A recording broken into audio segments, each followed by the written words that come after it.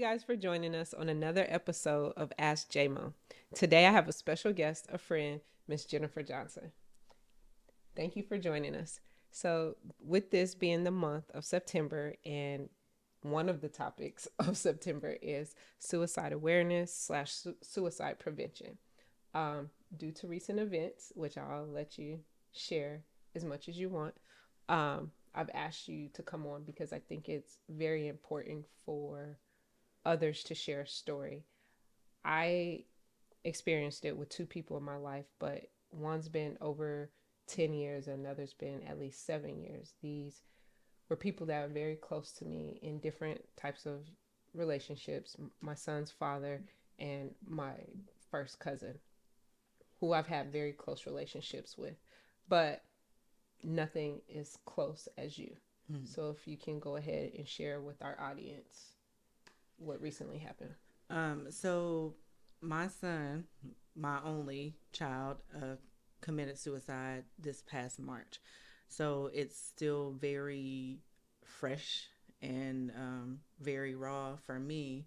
And with it being Suicide Prevention Awareness Month, that's honestly what made me agree to come, because I feel like maybe some people hearing or seeing the rawness, I think, could help somebody else. Because a lot of times when you hear about suicide prevention and things like that, it's after, people have healed. It's after, when they can talk about it calmly, or like, just do this or just say this, and it's not. So sometimes it makes you kind of feel like, oh, maybe you're crazy when you're in that rawness of it, because you're not finding videos or chats or things of people that are like, hey, I can't make it today. So I was like, you know what? I think this would be perfect, because I can go and I can just be honest, and my hopes would be that it would help somebody else. Okay. And I thank you just for even sharing that much. And this is not to take anything away from you, but it took me a very long time to even identify that I was still grieving the loss of my son's father. I want to say a year or two ago, I did the whole living with joy. And that was because I actually, after participating in therapy, I realized that a lot of my choices in life, a lot of the moves I made was to protect, which I thought my son, but I was really protecting my own self from another loss. So I prevented different relationships from developing, either with my son or either with myself, because I was telling myself, well, he can't handle another loss, when in fact it was me. And so just doing that journey and just sharing different things on Instagram, it wasn't for other people, it was just me trying to heal publicly, because you could get lost in your own thoughts. Yes. And so when I checked in on you and you sent me that message, and I was like, oh, that's dope. Like, yeah. Please tell somebody that. Like, because it's too easy, and people don't want the rawness. They don't want the realness of your answer, because they don't know what to do with that. They always expect good and fine, and that's not what things are. And to me, I feel like it's been a super important part of healing, is being honest, because I think it takes, first of all, I mean, and since you've been there, I'm sure you can relate. Some days it takes all of your energy to just exist, right? So if I'm using all of my energy to exist, I don't have no extra energy to lie to you about how I feel. So if you ask me how I feel, I'm going to give you an honest answer. And that answer may not be something you want to hear, but if I'm terrible, it's easier for me to say I'm terrible, whether you follow up or not, whether you call me later after work and say, hey, what's wrong? It's easier for me to say I'm terrible, even if that's the end of the conversation with whoever that is, than it is for me to be like, oh, I'm good, thanks. Because now I'm walking away from that like, but you're not good. Right. And I'm an overthinker anyway. So, but it's like, so now I'm walking away from that like, you're not good. And then also I'm giving people, the illusion that I'm good. So now they feel like, oh, okay, every time I see her existence, she's good, when really I'm not, which can cause people to load more on you or give you their problems where you can't handle and things like that. So that's been one thing, even though it seems like it's a minor thing, it's helped me a lot to be like, no, I'm not okay.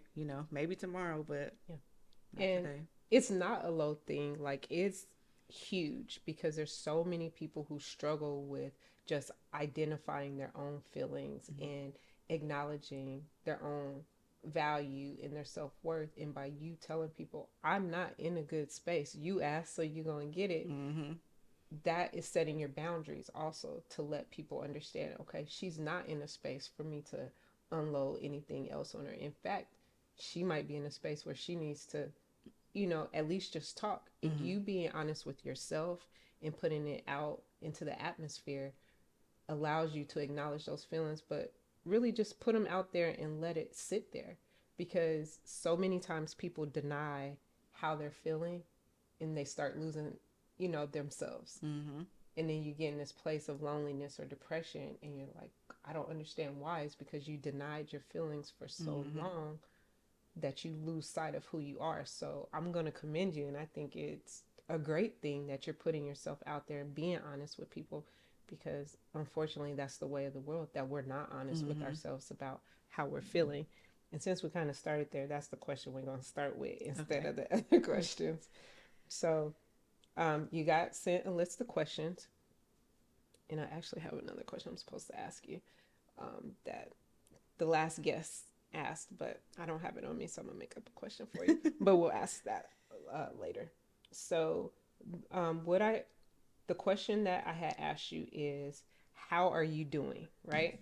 In quotations, "How Mm-hmm. are you doing?" is a question that's often asked that many people don't want the honest answer. Right? They just want the simple response, like they're just hoping you're gonna say good I'm fine. or Yeah. fine, Mm-hmm. because they're not really ready to take on or really ready to understand that you're not doing well. So, what would you prefer to be asked?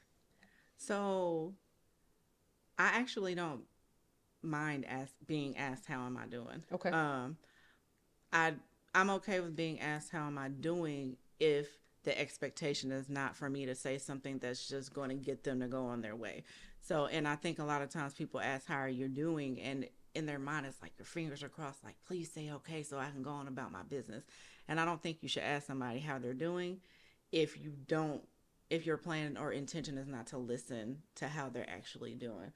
I don't like to be asked, "Are you okay?" Because Okay. I feel like it's even now it'll be 6 months on the 23rd, and I still feel like it's a dumb question. Like to me, I'm like as a mom, how could I be okay? To me, it doesn't feel like I'll ever be okay. I think I'll find a new normal, but I don't think I'll ever be okay. So I'm okay with being asked how I am, and my honest answer to that is it just really depends on when you ask. Um, Sometimes I'm like, okay, you know, I'm surviving, I'm thriving. Sometimes I'm thriving, and sometimes I'm existing. Um, and existing is literally the most that I can do. I feel like sometimes just going to work, putting on a brave face, and making it through the week. By the time I get to Saturday, sometimes I don't get out of the bed. And it's because I've exhausted all the energy that I have on just trying to function, really. And I think it's harder to function when people think that functioning equals okay, you know? So it's like, oh, she's back to work, or oh, she's getting groceries in a grocery store, so she's good now. When it's like, no, I like to live indoors, so I have to go to work.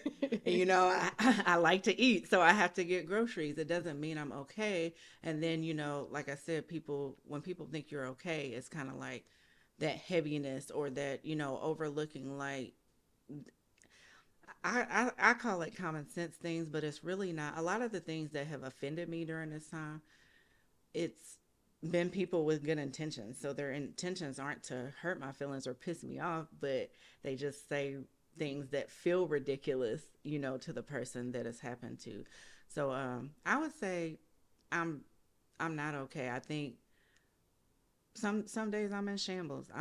I'm struggling. I'm in a period now where I've really been struggling pretty hard because it it would have been his senior year, and football started and school started, and so it's like everybody's posting their babies, everybody's, you know, going to school. I work in a career where we deal with children, so our family's really close, and so it's like people are like, you know, do something that brings you joy, and I'm like, everything. He's tied to everything that brings me joy because we do things together. Everything It's such a together thing. So yeah, right now I'm just really still trying to figure out my new normal and what my life looks like without him, because as a single parent my life revolved around him. Absolutely. And so now with him gone, like there's still days that's like I come home and I'm like, okay, I gotta see if he needs the car to go to this, or and then I'm like, oh, and then it's gut punch all over again, because it's like, sometimes it's like your mind almost allows you to think like, oh, he's just with a friend, or he's not here right now. And then it's like, oh, he's not here. And so it's still that, I say, roller coaster of emotions. It's just like sometimes it's like, okay, I'm laughing, and I mean, because anybody who knows him knows he's a character, right? Like, so he gonna clown, he gonna make you laugh, he gonna make you smile. But it's like sometimes I'm laughing, sometimes I'm crying, and believe it or not, sometimes I be doing both at the same time. I'm laughing and crying at the same time because um, of the memories. But I'm grateful for those, as the memories as well, because it's caused me to be in a place where I don't have regrets about the time I did have with them. I feel like I I gave my all to him as a parent. I feel like he gave his all to me as a son, and I feel like I made lots of memories with him. I was intentional about building relationship with him, so I don't have regret about our relationship. um, but I do, of course, I think with, as anyone does with suicide, it's like those questions all the time, like, what could I have done, is there something different I could have seen, things like that. So that's where I am right now. Okay. Thank you for that. Like, I got 1,001 questions just from everything you shared. But the main question that stuck out for me is what I hear you saying is what you want from people is genuineness when they're checking in with you, not Absolutely. just checking in to be checking in, but Mm-hmm. actual genuineness and sincerity in regards to their interactions and intentionality, Mm-hmm. like you said, when they're interacting with you. Like, don't just do stuff because you're a kind person. Mm-hmm. If you don't know what to say that. Like, hey, I'm calling you, but I don't know what to say. So, Yes, and I've had people say that they're like, I don't know what to say, and I'm like, okay, then we could just cry together. Like, you don't have to know what to say, because there really isn't anything to say, right? What can you say? I mean, I one of my very best friend lost her daughter as well, and I remember during that time, it's kind of like, okay, I'll come sit and eat chocolate with you or whatever, because what can you say? Like, a parent should never have to bury their child. It's just unnatural. So there's really no words for it. So my expectation is never for people to have the right thing to say.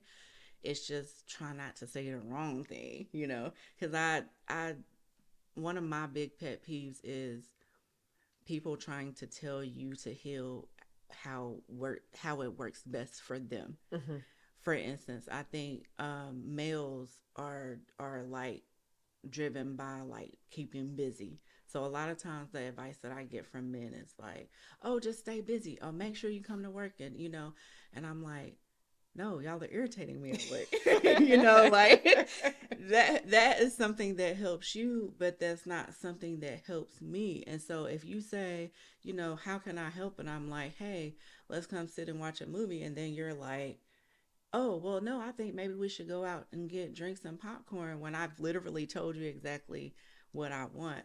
Now I'm not going to answer your call the next time right. because I've told you exactly like how that can help. And it might be sometimes where it's drinks. It might be sometimes where it's like getting out. It might be sometimes where it's staying in. But I think we have to do a better job of listening to people and hearing them, and not forcing our healing on them, because everybody heals differently. Right. And it's also sometimes what they're not saying. So, the new thing is reading the room, Mm-hmm. but just sometimes, by you not saying something is enough evidence of like, all right, this ain't what she want. Mm-hmm. You know, how can I be there? Right. And I think that comes with the genuineness that you spoke about, because I think when people are genuine, they do try their best. They might every you can anybody can mess up even with the best of intentions, but they try their best to understand what you want. And I know, not so much now, but in the beginning, there was a lot of, people that were around, and it was to be nosy. It Yeah. wasn't, you could tell it wasn't genuine, because it's just kind of like, I want to be able, the people have a thing about being the first to get Yes. information, which is crazy to me, but it's like, I want to get information so I can go back and spread it to somebody else. And it's like, I literally had to ask somebody one time, a person, it was a coworker, um, that's not close to me at all. And after I got back, it was a week or so after I got back, and she was like, "Did you ever find out why he did it?" Oh, And I was like, "That's not information that if I knew I would share, right. but if I knew verbatim, like in detail, what benefit would that be Right. to Why? you? Like if I sat here and said, "Oh, it was XYZ, this and this and this," how would that benefit you other than for you to be able to go and tell somebody that I Or try told to you that? use it later if Yeah. you guys have a disagreement or something. And so things like that. And I'm like, and it triggered me. And so the rest of my day was pretty bad because number one, I want to curse you out and I'm at work. But again, I like to live indoors. So I needed to keep my job. But then secondly, now it's making me cycle back through all the feelings and emotions that I'm dealing with already and will deal with forever based off the fact that I lost my son. I lost him before like he had a whole life ahead of him. And then like I said, there are unanswered questions that I have. And so it's things like that that I wish people would be careful and think before like they speak because it was a self-fulfilling question is what it was. Mm-hmm.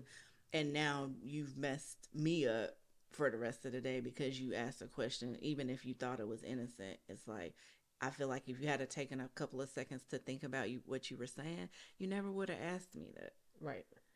And the people closest to me didn't. It's the people closest to me that some of them I share information with for my own health because I needed to talk to somebody. But it was never they never asked. It's the people closest to you that are just like, okay, what do you need me to do? Or they just show up and start wiping counters. Or Mm-hmm. they show up one day I literally couldn't get out of my bed and next thing I know it was like, okay, then we'll be sat in bed with you, and they just came and laid in the bed with me. And I think, that's the type of villages that people need when they're going through stuff like that. And I think people need to have a safe space to say that they're not okay. That's my new motto. It is okay to not be okay. Um, and I think I want that to be like the new normal because I think that would help with suicide prevention too. Because how many of us grow up where it's like, especially, and not to get all, I won't get all too deep into it, but especially Hey, like you can do what you want. when you grow up in like faith based, religion based homes, it's kind of like, pray about it or, take it to the Lord. But you can pray about it and you can get mental health assistance, Mm-hmm. two things can be true, right? And so it's like I think when we and that too, like with my son, males are kind of brought up to stuff their feelings down, and suppress their feelings and stuff like that. And I think we gotta shift to where it's normal for people to say, like how I said, I'd be like, I'm terrible. Thank you for asking, Mm-hmm. but I'm terrible.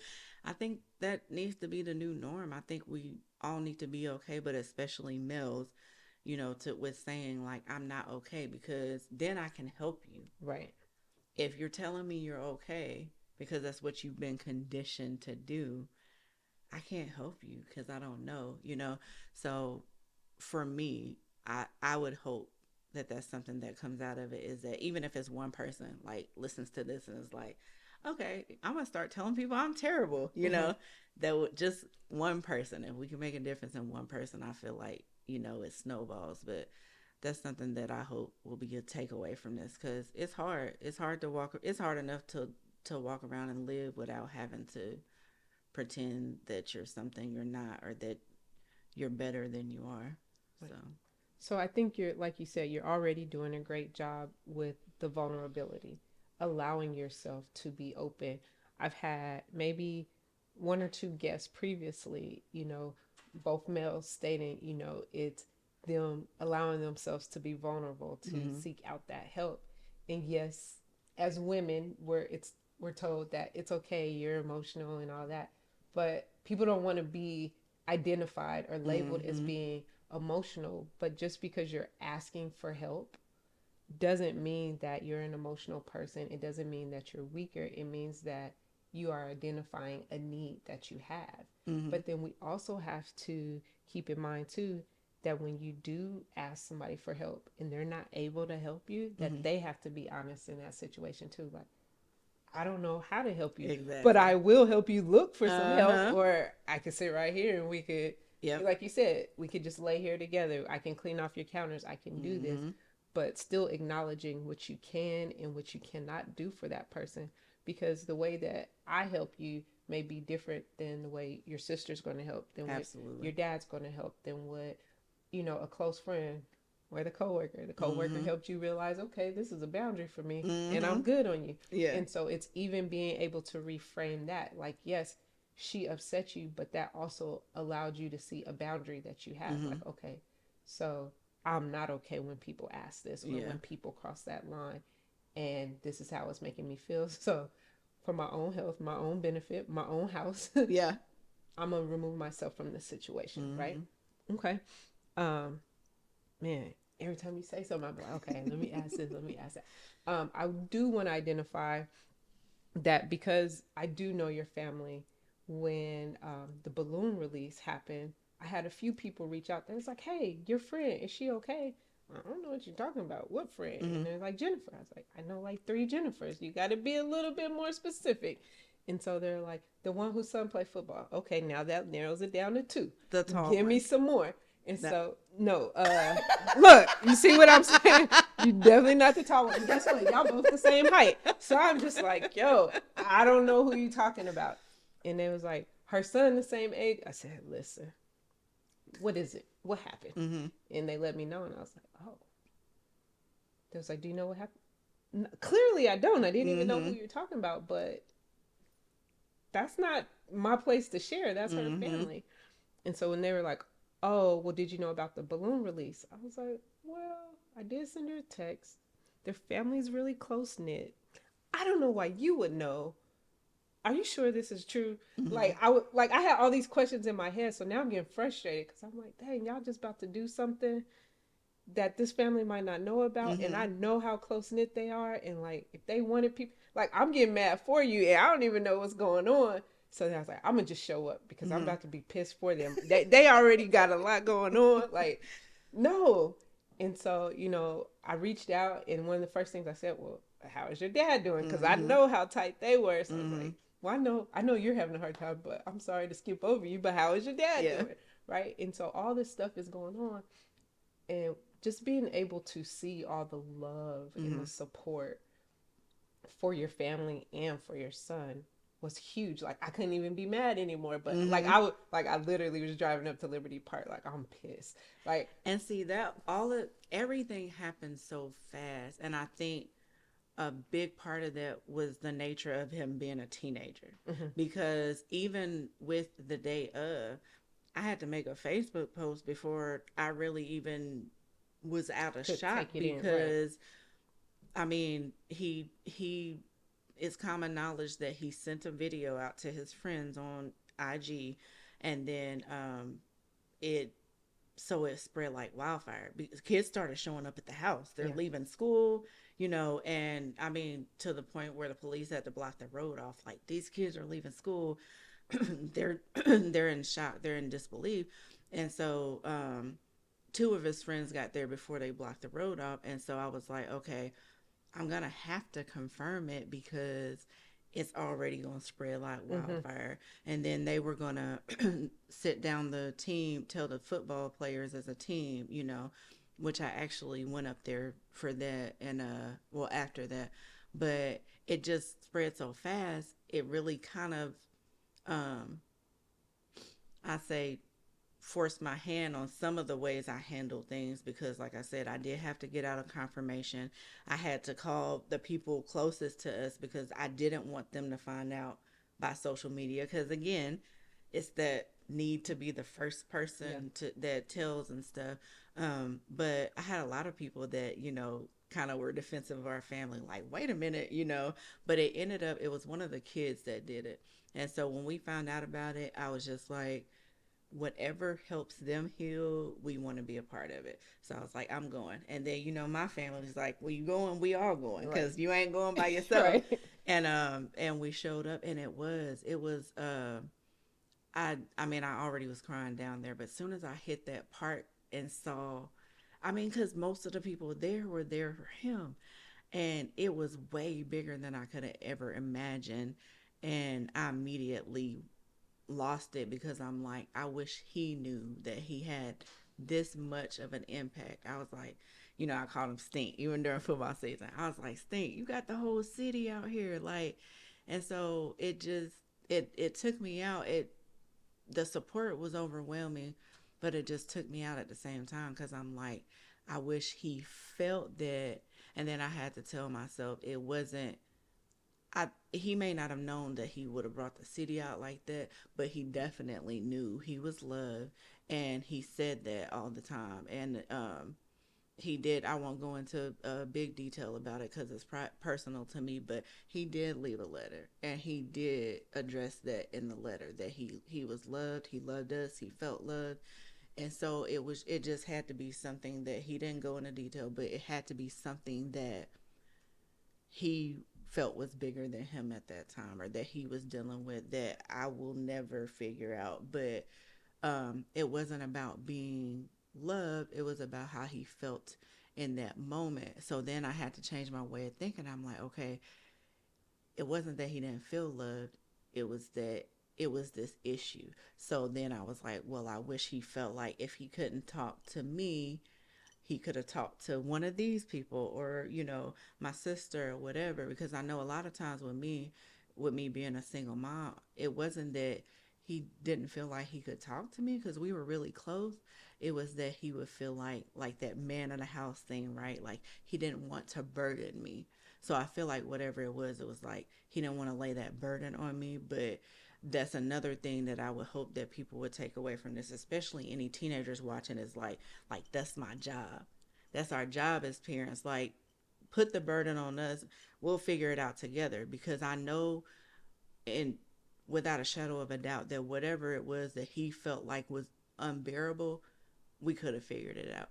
You know, he's a teenager. When I was a teenager, there were things I felt like were unbearable, and now I trade those problems Man. for those problems in a heartbeat. Like, man, I don't Yeah, want to grow up. exactly. Like, And so, I think it's important that people realize that, like, with mental health and depression and stuff, it's not just always not feeling loved. It can be like feeling invaluable. It could be feeling like there's something that you're trying to achieve that you can't. It could be lots of different things, but they're all fixable.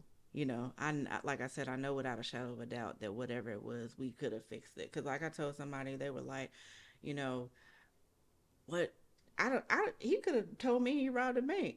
Okay, we we about to hide this money. I'm gonna call the other cousins then. You know, like, I'm gonna call the cousins that, you know, that know how to take help me care clean. of Yeah, it, right? I'm gonna call those. You know, the not There's no soft other ones. cousins. Don't go looking. Just we just having a conversation. Because it's like, yeah, it's like nothing he could have said or done that would have made me love him any less, or not be willing to help him through it. So that's something that kind of sits heavy on my chest, because I won't ever know what it is, but I know that he felt like it was something he couldn't get out from under. And full disclosure, he done therapy. He had gotten to a place where he felt better. And so this, reverting back, it was it was a shock. It was like he didn't really necessarily show signs.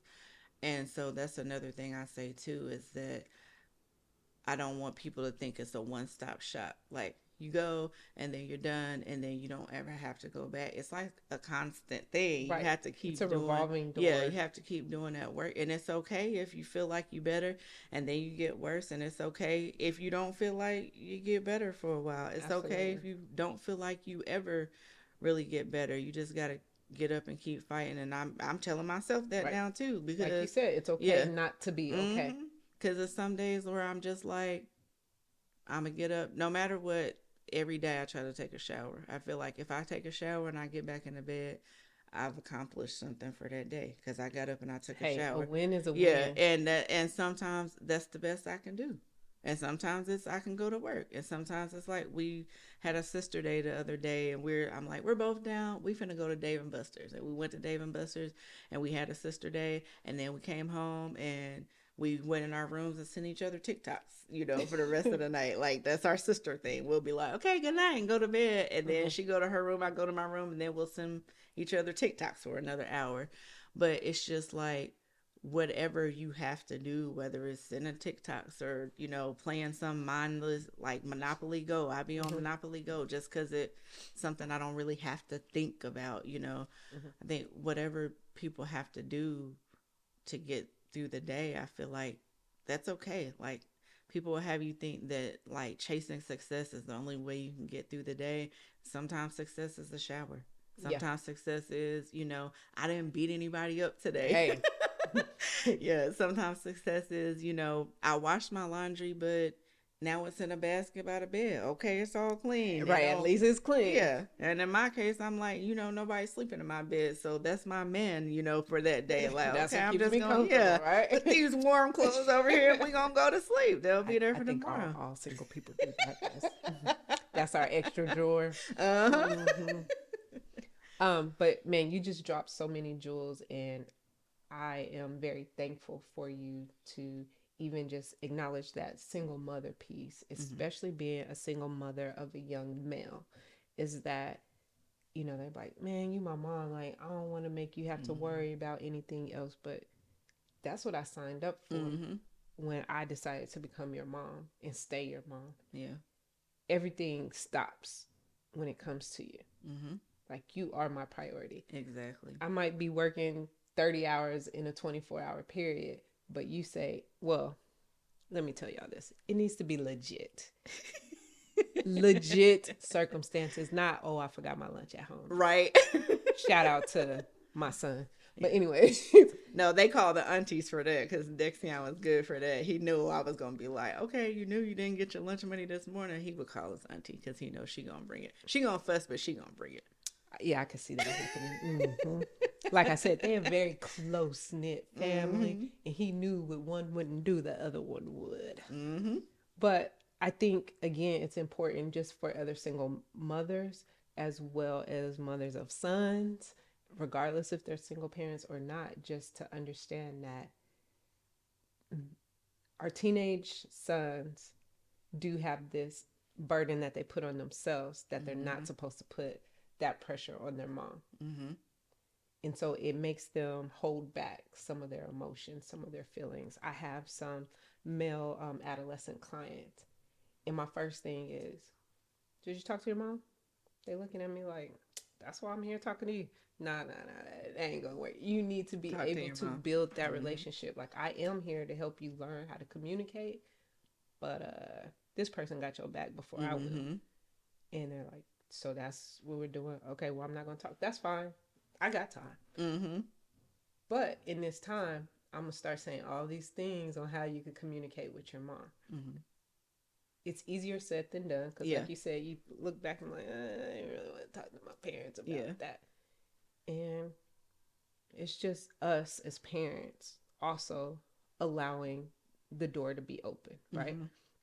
Checking in with them daily, like, hey, how was your day? Before you start fussing at them, like, this power school said you didn't turn in Mm-hmm. your work.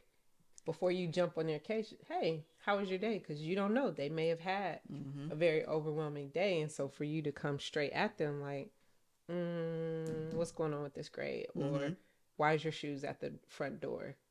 Allow them that grace, allow them that peace in their home and also in that relationship that you have with yourself.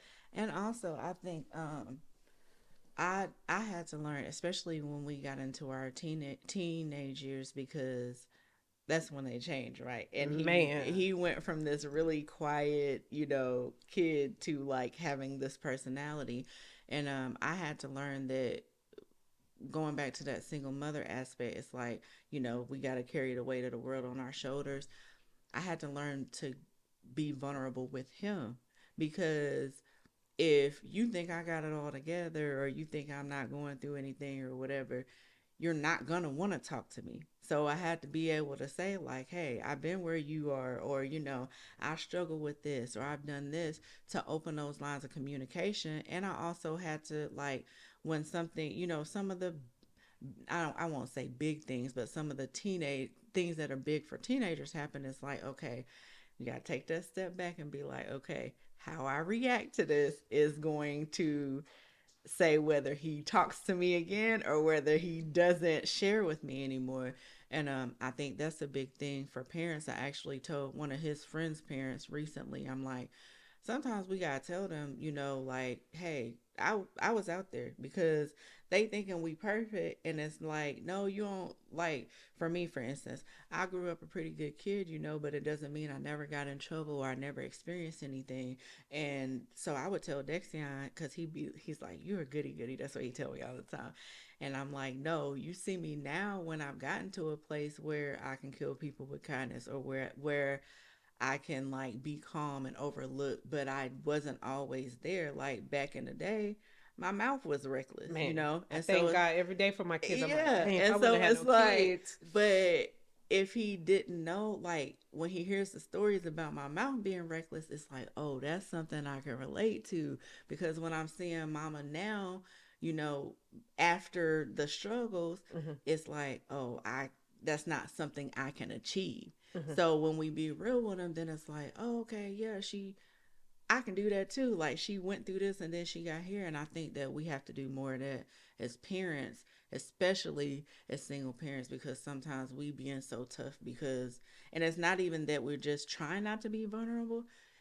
I feel like we be so busy that we don't have time to be Yeah. vulnerable. And we don't want them to have to go through or necessarily Yeah. experience what the choices we made.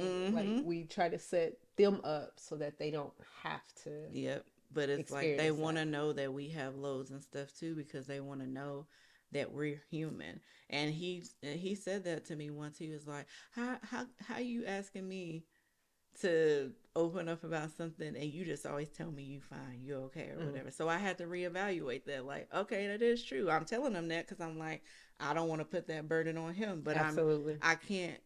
There can't be give without, I mean, take without give, so I tried to do better about giving back to him. And I think as parents, sometimes we have to be conscious of that, as well as, like you said, not just laying into them, like, yeah, you got a note from school before, an email from school before they even got home, but what were the circumstances that led up to that? So if I jump on you when you walk in the door, it could have been that somebody bullied you before you got to that class, and then you lashed out at this person and they just caught the aftermath.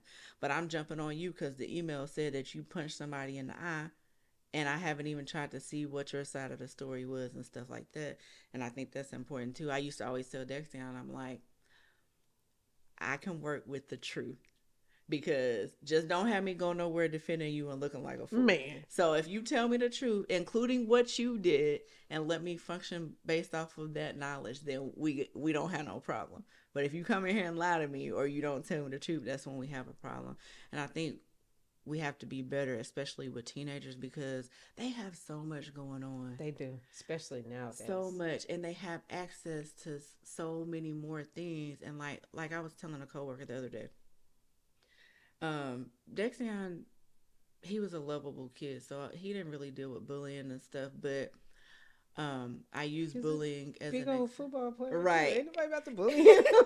But I use bullying as an example of, like, kids, some of their hard, like, their tough times to in this day and ages, because back in the day, right, if you and I get in a fist fight, everybody gonna talk about it for the rest of the day. It's over. We might even be friends tomorrow, right? Right. Now it's like with cameras and stuff everywhere, take a video of the fight, it's sent to Right. everybody in They the put school. everything Yeah. on the Because it net. would have been back in the day if we got in a fight in this room, just the people in this room see the fight. So I Right. could You're gonna go hear it tell tells, somebody but else, yeah. did But nobody you gonna see tell it? everybody you won. I'm gonna tell everybody I won. It's gonna be over by the end of the day because don't nobody know except whoever was there. And it's he say, she say. Because whoever with me gonna agree with me, Right. whoever with you gonna agree with you. But now it's like it's video, could be sent to the whole school in seconds. It gets repeated on the internet. They can't live it down. Somebody can call you and bully you at home because everybody got cell phones. Like, it's just relentless. Right. Whereas you used to get a break from it. You leave school and you can leave your school problems at school. I feel like they follow them home. They have access to stuff much younger.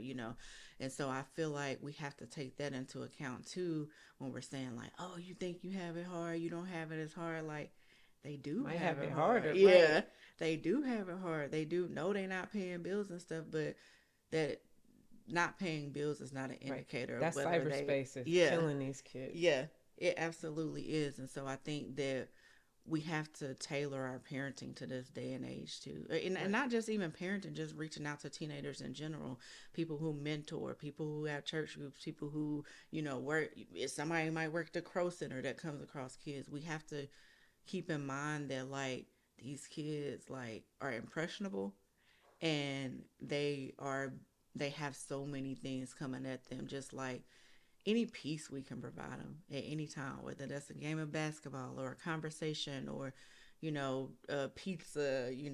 I think we need to do that and stop getting out of the competition mindset, is what I call it. Because I had it tougher than you. I had it when back in the day, I used to go, cut tobacco all day. Okay, it's not back in the day. I'm telling you Mm-hmm. that I hurt my arm doing such and such. I don't need a comparison story. I need your sympathy, or I need your listening ear. I think we got to get out of the habit of making everything a, Competition. yeah, Yeah. or I did this, you did this. It's not a comparison thing. It's like, how can I help? Like, we got to have a heart to help. Okay. So you shared about Dexion flipping it on you, like Mm-hmm. you don't ever tell me when you find. Are you comfortable with sharing another time where you kind of realize, like, dang, I did a really good job with this kid? Um, I have a perfect example. Okay. Uh, I remember he was in middle school, and when he got to middle school, he was he he's so smart, but he did not like school. He didn't want to do the work, so that's where we started butting heads about work, because it's just like he would flat out tell. I'd be like, "Son, what's the issue?" And he's like, "I just think it's dumb. Like, I feel like it's busy work. I've like," and he only wanted to go to college if it was related to football, right? Other than that, he's like, I want to be like a line worker, do like some kind of trade I because I remember you can make sharing just that as with much me. money. So I'm like, he'd be like, he thought schoolwork was dumb. And so, of course, I'm like, you could think it's dumb, but you got to do it. That's just a part of life. So it was this constant back and forth. Well, his teachers, they called a parent teacher conference.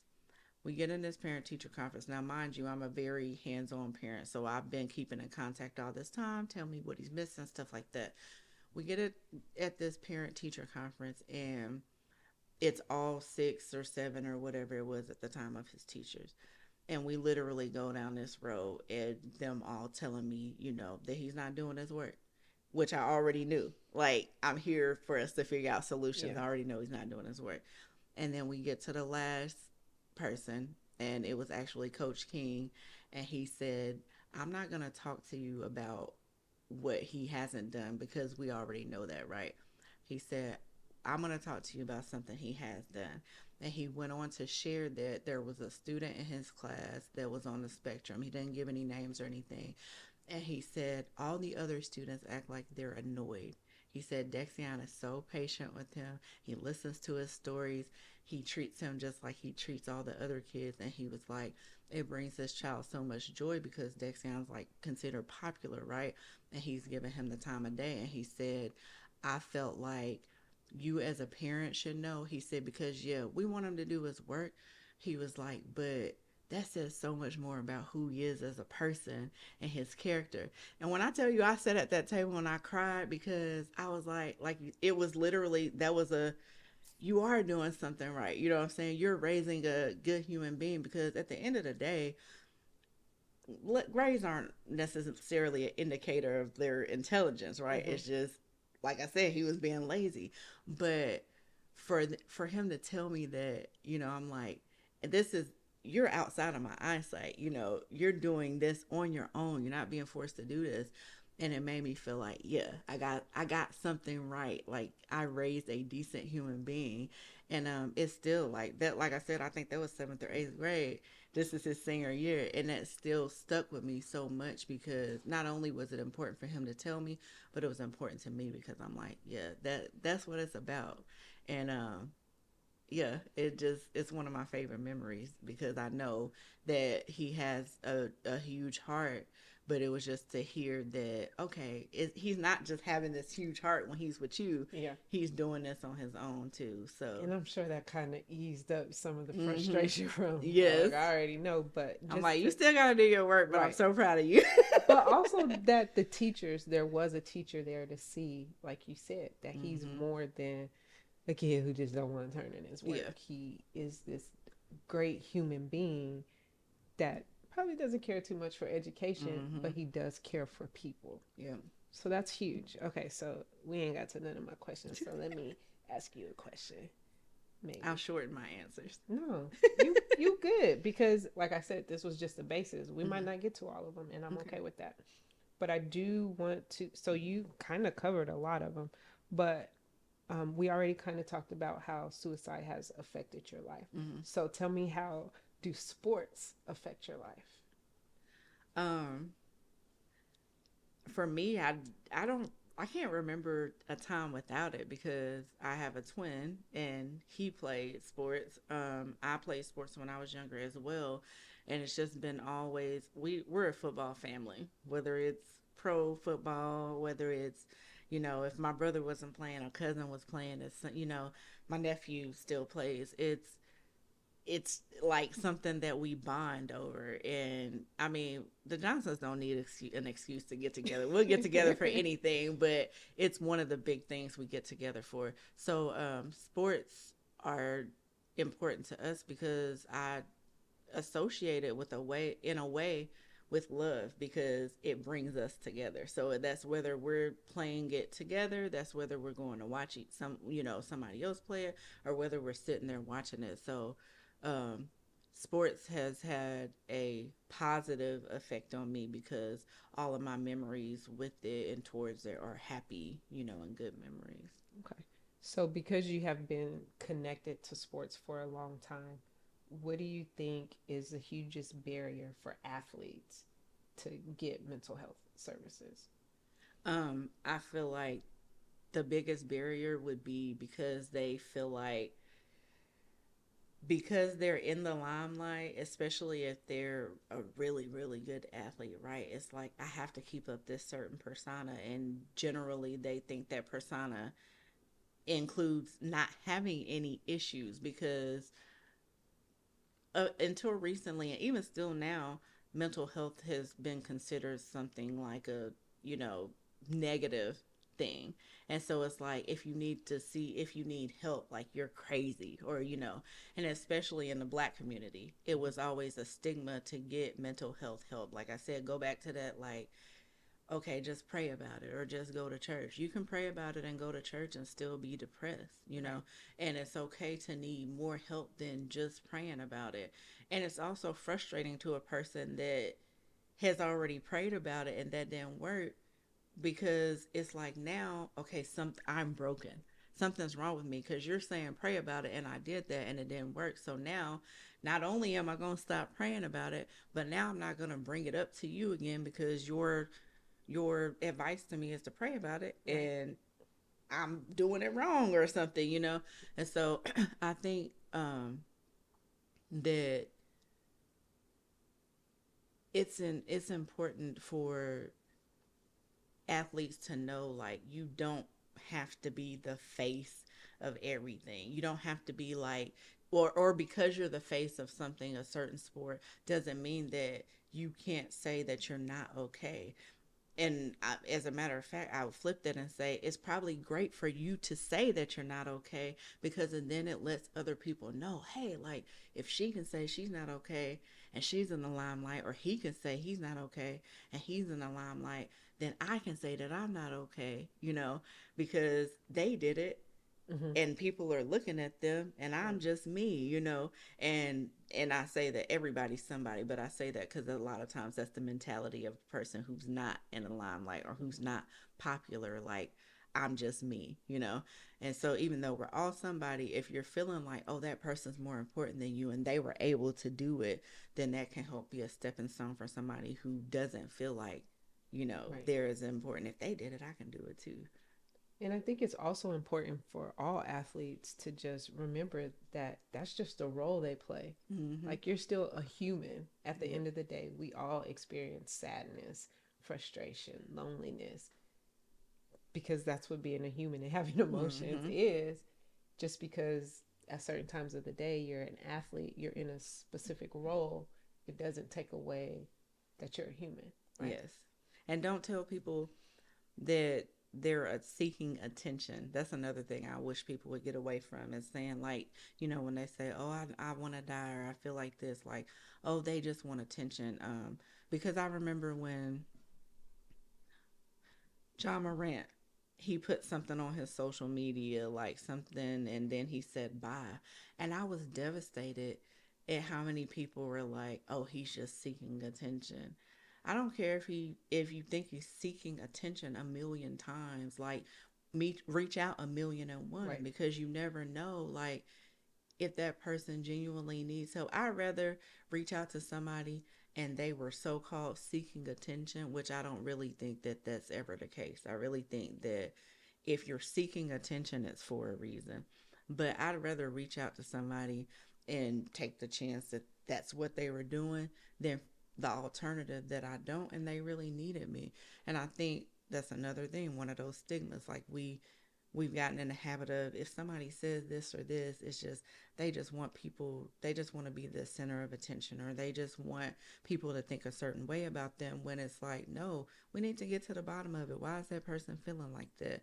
Why are they saying these things? And what can I do to help? And I think we look too at people that we consider to be affluential, which that athletes or some of those people, and we say, oh, okay, they don't need help. They It looks like they have it all together. They have it all together. And we got to get away from that. Like, everybody needs something. Right. At one time or another, everybody needs something. And I think we just got to be supportive of each other and be able to lean on each other. And I think the more honest people are, the more it opens up other people to be honest about how they feel. Okay. So, what would be your advice to athletes, especially teen athletes, in regards to seeking out mental health services? Talk, speak up. That's the best advice I can give. Speak up, whether it's to a teammate, um, a coach, a, a parent, uh, anybody. Speak up, because sometimes even we as adults think that we're giving off the signals, right? You know, and they're just ignoring me, or people, I'm suffering and people don't even realize it, when really you're suffering and people don't realize it, but you've given no indication that you're suffering, because we've been taught to keep it together, Mm-hmm. and to be strong. And I think the strength is in being honest. I don't Right. think the strength is in acting like you're not okay. I think the strength is in being honest, because you can't heal or get help or move forward if you're not honest about where you are. There's not strength in pretending like you have it together when you don't.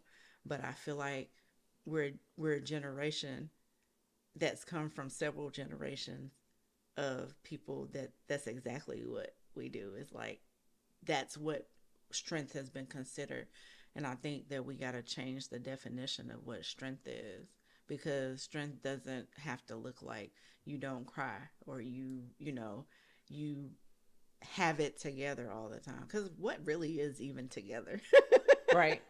So, I want to say probably a month or two ago, I shared a post because I was just doing my journaling and thinking, And I was like, I'm tired of being strong. And it really got me to thinking about, well, what does strong mean? Mm-hmm. And often for our generation, us being strong comes from when we attempted to be vulnerable. Mm-hmm. No one came to our rescue. No one was there to support us time and time and time again. So we end up shutting those emotions down, and Mm-hmm. we just taught ourselves to get over it because no one cares. Mm-hmm. And so then we unknowingly pass on that same mentality to our children, say, dude, chill out, you're all right, it's not that big Mm-hmm. of a deal, get over it. When in fact, it's always a big deal. If it's happening to you and you're feeling overwhelmed or you don't understand, at that point in time, it really is a big Mm-hmm. deal because you get that tunnel vision and you can't see that there's always more than one way to reach a goal. But if we get stuck and nothing's lining up for us and we're getting overwhelmed, especially for our teenagers and our kids, they get overwhelmed. They don't want to tell mom, they don't want to tell dad because they're going to be like, dude, suck it up. Mm-hmm. Who cares? And my sister and I were actually just talking last night about uh, one of the ways I feel like that comes out with athletes is, especially with males, is you'll see them after a game and they'll lose the game and they're crying, right? And people don't always understand that because it's just like, oh, it's just a game, suck it up. But two things. Number one, it's something they're passionate about. It's something that's important to them.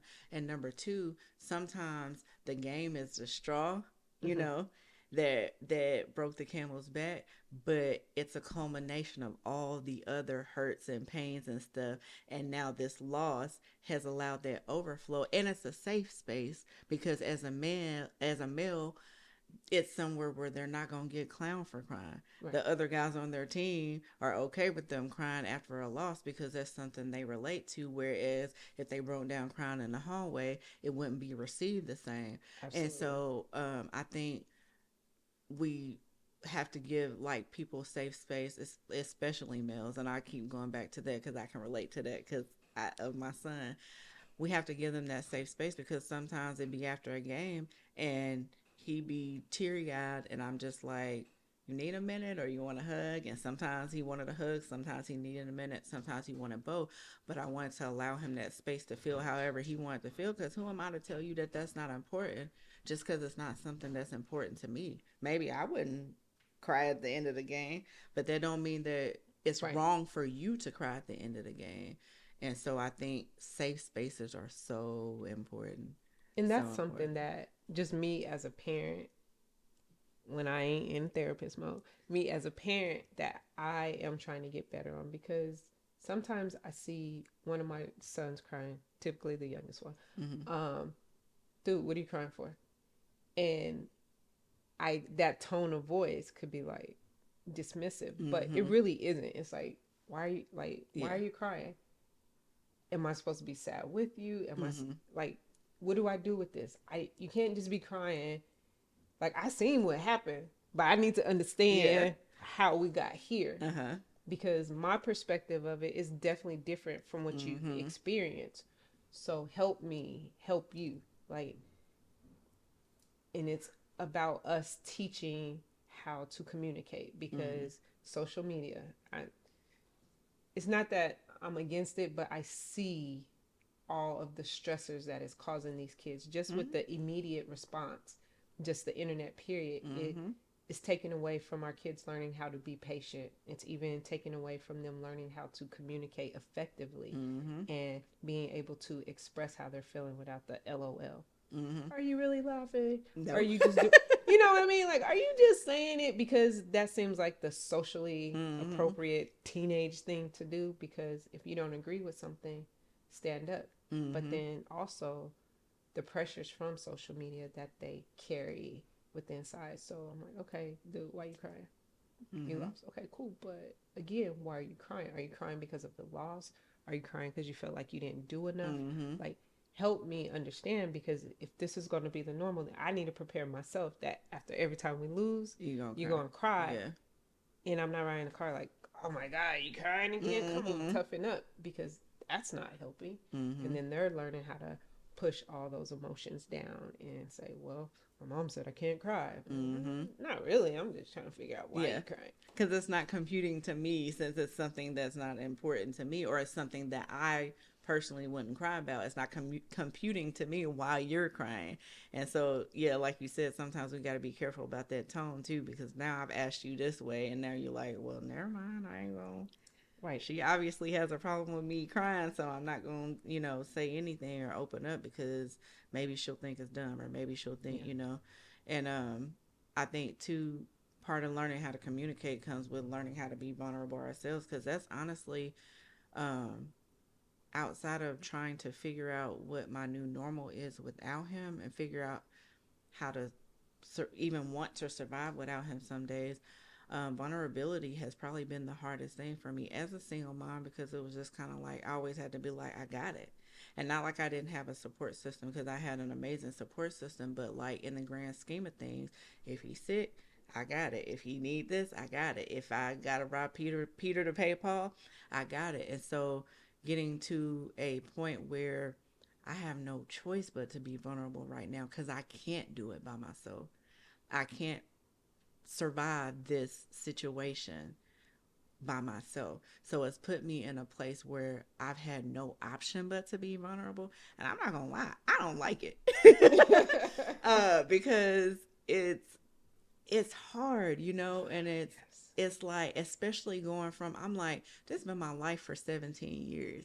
And now to like have to flip this switch where it's like, not only, like I said, am I learning how to, like, as a single mom, you don't have no life. Like, your life is after there is a schedule. So it's like getting home and not having to pick up from a practice, or not like, can I get the keys so I can go here, or not having to like scarf my food down before you finish yours, because you gonna eat your food and then eat Right. mine, or Having food at the house yeah, when you get yeah, home. exactly. It's like those are new normals that people don't think about, that you have to try to navigate. It was the things like that, especially in the beginning, that I was like, I go drop off a death certificate and stuff, and I could soldier through that, and then pull up in a Chick-fil-A line and order for just myself, and just Lose be it. in shambles, Mm-hmm. because it's not right to be ordering, my food.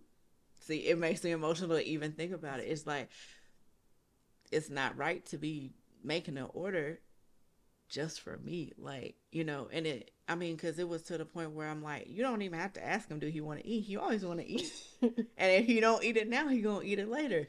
And if he can tell me he just ate, and I can get home and he be like, why you didn't give me some food anyway? And so it wasn't even a thing of like having to say, do you want something? I know you want something, and I know what your order is Right. wherever I go. And so it's the stuff like that that takes me out, is It's the little things. yeah, it's the little things.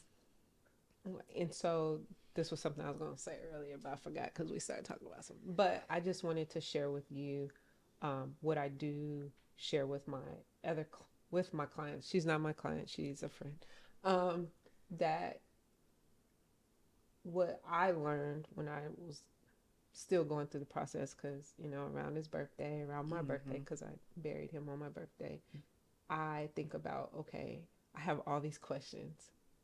What did I miss? Mm-hmm. What could I have done? Would have, should have, could have, if this, if that. I had to reframe my thinking into all of the being thankful for all of the time that we did share, Mm-hmm. for all of the things that I've learned, from those experiences in that time with them, and the opportunities that they just presented me. And the biggest thing I know for myself that helps me is just seeing my son. 'Cause I'm like, dang, like, you dope. I don't know how you got that way, Mm-hmm. but okay, you pretty dope.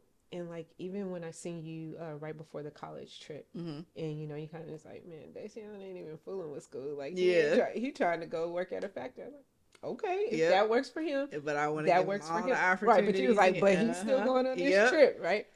And it's just us basically growing up with them, seeing like, Mm-hmm. oh, okay, I didn't mess you up too bad. You're a Exactly. pretty dope person. Like, you're a Mm-hmm. nice human being. Like, I still got the pictures of them playing that ridiculous the t-ball when didn't nobody know how to do nothing. Everything was too big. The hats were too big. The shirts were too big. Yes. Next thing I was frustrated because he wants them to actually play the game. Somebody doing dust butterflies in the middle of the field. He Man, you talking about bad all news yeah. beers for real. At 4, practicing on the side of my house, like it was. Those are great memories, but just to know, like, wow, I actually seen this kid grow up, and Mm-hmm. I was like, oh, I'm about to go see him wrestle. He's like, nah, Joy, we not wrestling. I was like, oh, cool Mm-hmm. beans. Okay, and I'm like, Caleb, did you know Dexion's doing this? He's like, Mom, who is Dexion? Let me pull up these pictures. He's like, how old was I? It doesn't matter. You know who he is. He's like, Mom, like, You got to hit him with the, Dexion, right, because we got to say the name twice, like that's gonna make them right. know. He's like, somebody you know, and you know their parents. Dude, y'all know each other. But after the trip, he was like, oh, I I did do know remember him. him. Mm-hmm. And so I was like, see, I told you. Like, I'm not just making this up. But he was like, yeah, he was always so quiet and nice. I Mm-hmm. really did like him. Dude, I tried to tell you, like, you Uh-huh. know who this kid is. And he's like, yeah, I did. He's like, I'm glad I got to be in a room with him. Mm-hmm. And I was like, okay, cool. And so just you understanding that and just trying to keep that in mind, remembering all the great opportunities you had with him, and whenever you start questioning, like, how could I have done this? Like, well, I did get to do this with him. Mm-hmm.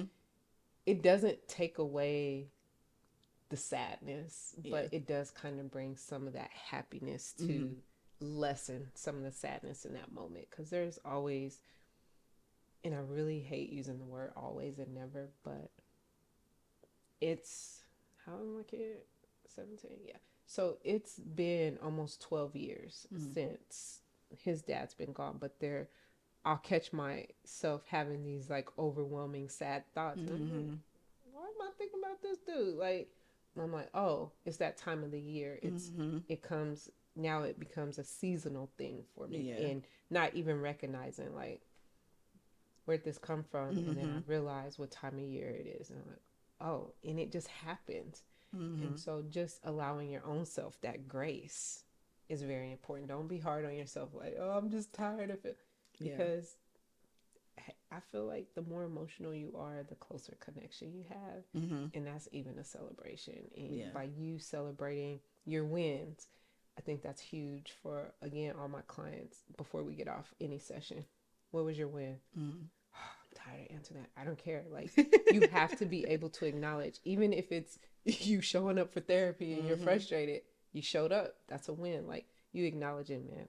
Even if it's just me taking a shower, that's a goal I Mm-hmm. have, to shower every day. And maybe that's all you got, Yep. but that's okay. And it's important for you to, again, be that vulnerable to say, this is all I can do and I accomplished it. So, again, I'm like, you're dropping so many jewels, and I don't know if you believe it or not, but man, like, you are doing phenomenal. And Thank you. I don't like hugs, but I'm hug you. Don't nobody else ask me for a hug. I was gonna say I feel special. I got a joy Yeah, hug. don't be asking for no hug. Like, okay. So, um, what is your advice to any parent of athletes? That when you said so, when you sent me the list of things you were going to ask, I just glanced over it because I didn't want to. I I was like, okay, I want to have an idea, so I'm not like gut punched Blindsided, by yeah. anything. But I also didn't want it to be a rehearsed thing. I just was like, I just want whatever to flow out naturally flows out. But that was a question where I immediately was like, I know the answer, Okay, and give it it's to me. be present. I think that's the most important thing that you could ever But do you have for to your break down kids present, as because a people think just showing up to a game is being no. present. And so when I say be present, first of all, it doesn't just start at the game. Be present is, okay, if they're I'll say football because that was his passion. He did dabbled in some other things, but football was his passion. So it's every day when you come home. Well, how was practice today? What's something great that happened at practice today? What's something terrible that happened at practice today? do I need to go mama mode on somebody? And his answer was always no to No. that. He's like, you always take it too far. No, I'm a very calm person. By the time I have to get involved, it needs to be taken too far. So I'm not taking it too far. I'm just being a mama. But and that's mama's job to advocate. And so, but it's like it starts there and taking interest in the things that interest them, not the things that interest us for them. Because of course we have things we want them to try. We have places we want them to be. We have things we want them to be a part of. But we have to take an interest in what's important to them. So it's like I had to tell my son one time, excuse me, I don't know if this is common knowledge, but well, I mean, most of these people probably don't know me, so probably not. But he started playing football when he was 4. He did a year of flag, and then he did tackle every year after that. And so he got to the 7th grade, and he said he didn't want to play anymore. And so I was like, okay. And he just kind of was relieved, and he got a little teary eyed, and I said, why does it look like you were about to cry? And he said, I thought you were going to be mad. And he said, because y'all love football so much, I didn't want to disappoint y'all. And I was like, we love it because you're in it. If you play chess, we gonna be at the chess match with the bells and stuff still. Like we gonna have the You same can't have the bells at the enthusiasm. chess match. I'm We're glad he gonna have didn't the choose it. same enthusiasm at the chess match that we have at the football field because we're not. I mean, we like football, but we're not fans of football. We're fans of Dexion. And so after I told him that, he took a year off, and then the next year he went back because he missed it. And he kept up with it ever since, but he did also try other stuff. And he saw that we meant what we said. Like, we're wrestling. I mean, I actually loved wrestling because I didn't think there were people louder than football parents, but the wrestling parents go Man. ham. And so I liked when he was in wrestling, but it's just like I was just a fan of him. And so it's like whatever is important to him is what I wanted to him to know, like, you're important to me. If it's important to you, then we riding with you. And I think that's where we have to get as parents. I think sometimes we want we have these grand dreams for our kids, right? And sometimes it aligns with what they want to do with their lives, and sometimes it doesn't. And so I think we got to support them even when it doesn't look like what we think it should look like or what we want it to look like. And I think being their biggest fan has to be more than just like a cliche statement. It has to be a lifestyle.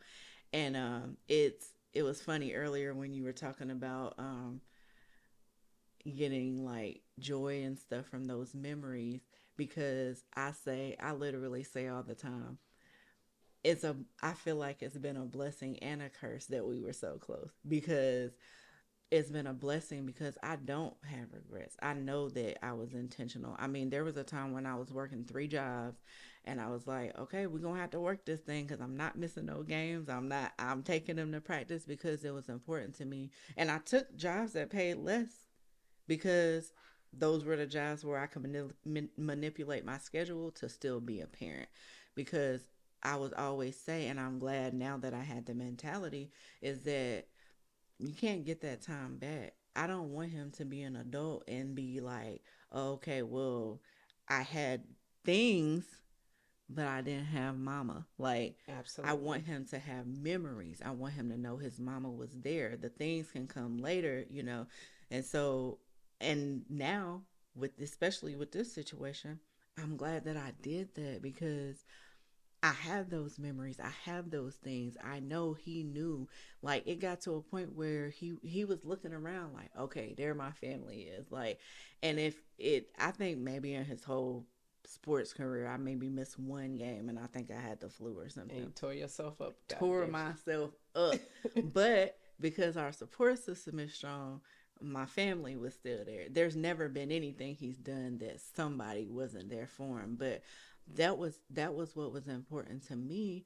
And he would always say, like I know you got my back. And that's what it was all about to me. It's him knowing that I got his back. Him knowing, like, and when he's younger, it's like, oh my gosh, they finna embarrass me, And I remember one time he told me and Jerica, I think it was, after a game, it was probably like middle school, one of the kids was, they thought they were gonna embarrass him, like, yo, family's so loud or whatever. And he was like, at least my family here, like, and he was like, they're here. And he was like, it's not embarrassing to me. Like, he loved that we came out and yelled and cheered for him and stuff. And it got to the point where even the boys were looking for us. Like, where your family? Like, they're the ones who, because if you don't like to be loud, just move away from us. Because we gon', that's what we do. But to me, it was all about him knowing, like, making that presence known, and him knowing, like, without a shadow of a doubt, like, we got your back. And so that was the answer I knew to, like, immediately, like, be present, make what's important to them important to you, because at the end of the day, that's what matters. Like, we made our choices to get us to adulthood and stuff. They're trying to make their choices. They're impressionable, and they need to know we got their support. I think things go so much better for them when they know, hey, even if I mess up, even if I don't have it together, even if I play 17 different sports, like, mama has my back. Now you gonna finish it. That was the only rule. If I put you in, especially after I put the cash down, you got to finish the season. You ain't gotta go back next year, but you gotta finish the season. Right? So yeah, that was the easiest one to answer. Look, thank you, Jennifer, for your public service announcement that you didn't even know you were making. But I mean, that's huge for all parents just to understand that, because sometimes I know I'll often get placed in a role of, well, that's just a therapist talking. I'm like, I'm still a human. Exactly. Like, everything that I struggle with, I definitely try to share with friends. Like, hey, I see you kind of experiencing something that I was. This is what I did. It might not work, but I had to kind of check my own self. Like, yo, they're responding because you're not present, or because of how, they're just reacting to your actions. And so I try, like you said, you, as a single parent, you work several jobs, and I do try to be present. Now, my kids try to play me. I got two kids, so if they playing at the same time, they try to be funny, like, oh, well, you went. Nah, don't do it, because I sent somebody else to cheer you up, but it wasn't you. I can't split myself. Listen, you don't even like this team, and you want me to keep showing up? Like, I'm here, but don't try to play me. But yeah, like, it's still you making that effort, or you still asking, like, Caleb decided to play football, and I'm like, okay, I'll be there. Are you sure you want to do this? You haven't played since 7th grade. It's your senior year. You want to get hit? Okay. All right. Just making sure you're absolutely positive. I'm not trying to talk you out of anything. Every day I ask them, so, are we still playing football? Yes. Cool.